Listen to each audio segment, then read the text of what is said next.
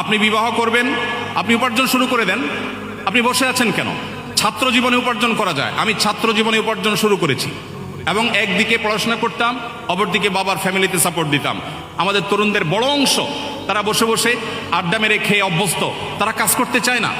শুধু হুজুরের কাছে চিরকুট লিখে দিবে, প্রশ্ন লিখে দিবে, হুজুর আব্বাকে বলেন বিয়ে করে দেখ।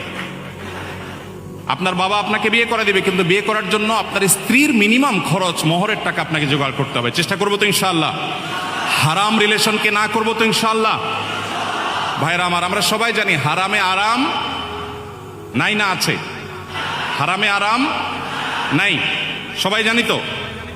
অতএব বিবাহ বহির্ভূত সম্পর্ক করে কোনোদিন মানুষ আরাম পেতে পারে না, মানসিক প্রশান্তি কখনো পেতে পারে না।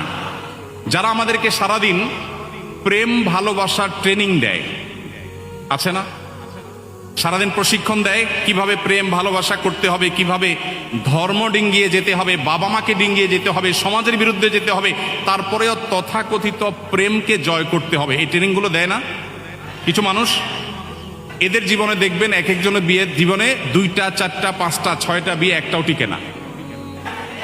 তারা আপনাকে যে প্রেম ভালোবাসার ট্রেনিং দেয়, তার নিজের জীবনে প্রেমের সফলতা তিনি খুঁজে পাচ্ছেন না। এই জন্য হারাম পথে নয়, আমাদের সমস্ত আবেগ ভালোবাসা সব উজাড় করে দিব হালাল পথে ইনশাআল্লাহ।